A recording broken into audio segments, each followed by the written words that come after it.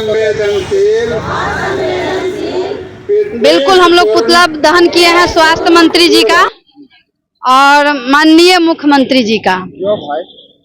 इनका जो हम लोग के साथ व्यवहार है, दुर्व्यवहार संविदा कर्मी के साथ, उससे सारे संविदा कर्मी में आज क्षुब्ध की भावना उत्पन्न हुई है।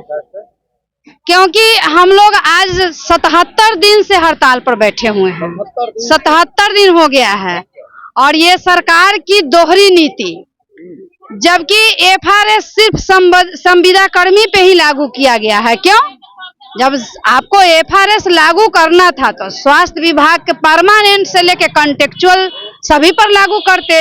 ये सिर्फ कॉन्ट्रैक्ट और संविदा कर्मी पे ही क्यों लागू किए हैं?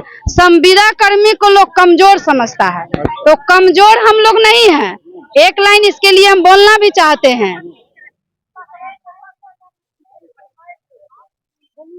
एक लाइन हम ये चीज बोलना चाहते हैं कि लगा के आग दौलत में हमने ये शौक पाला है।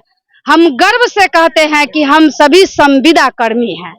बिल्कुल इतना गर्व है हमें। संविदा कर्मी को कमजोर ना समझे सरकार। हम लोग अगर चाह देंगे, आज के डेट में चाह देंगे तो सरकार को झुका सकते हैं। लेकिन अभी हमारी कुछ बहनें डर गई हैं। डर गई तो मर गई। हम डर गई हैं। उनके पदाधिकारी के द्वारा दबाव आ रहा है उन लोगों पर भी, तो दबाव आ रहा है।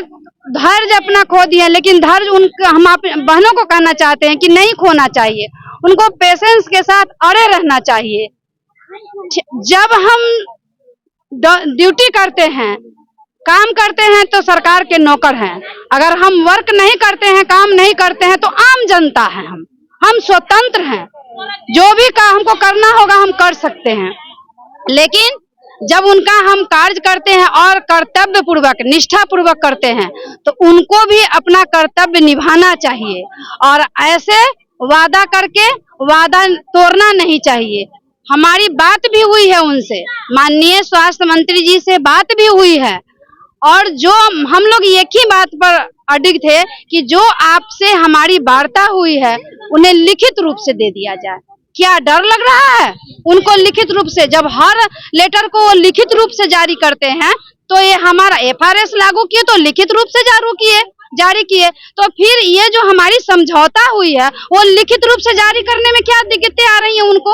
वो क्यों नहीं जारी कर रहे हैं? वो जारी करें, अन्यथा हम लोग पूर्ण रूपेण वापस नहीं जा रहे हैं।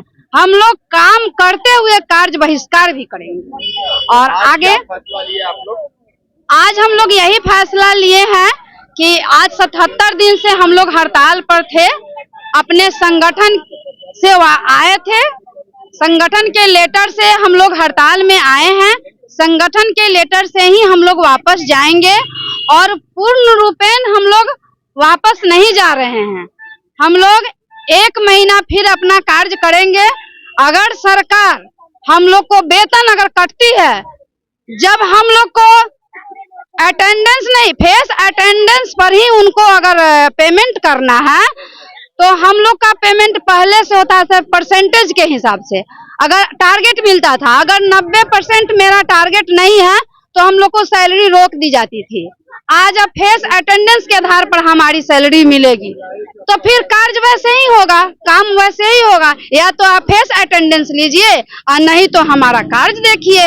अगर हम काम करते हैं तो हमारा, अगर फेस अटेंडेंस का ही सरकार को पैसा देना है तो हम लोग टारगेट गिरा देंगे सरकार का, और टारगेट के हिसाब से अगर पैसा देती है हमको सरकार, तो फिर वो टारगेट देखे और ऑफलाइन हम जैसे अटेंडेंस बनता था वैसे हम लोग बनाएंगे, काम करेंगे। उनको पूर्ण रूपेण फेस अटेंडेंस वापस लेना पड़ेगा। जैसे यूपी सरकार, हरियाणा में वापस लिया गया, वैसे ही हमारा यहाँ भी बिहार सरकार वापस ले और हम लोग फिर वैसे ही काम करेंगे, कर्तव्य पूर्वक, निष्ठा पूर्वक काम करेंगे। आगे जैसे हम लोग अपने निष्ठा पूर्वक कार्य करते थे वैसे करेंगे, लेकिन सरकार इसे वापस ले। अब एनएम जो है वो लौट जाएगी काम पे अपने? हाँ, अब अपने कार्य पर वापस जाएगी, और वापस जाएगी, पूर्ण रूपेण नहीं जा रही है। फेस अटेंडेंस सुविधा के अनुसार बनाएगी, अपना जिसको जैसे जाती है क्षेत्र में वैसे अपने सुविधा के अनुसार बनाएगी। फिर आगे देखते हैं कितना पेमेंट करता है, उसके अनुसार से हम लोग वापस आएंगे। क्या नाम है? हम राज्य संयोजक है अर्चना कुमारी, महासंघ गोपगुट।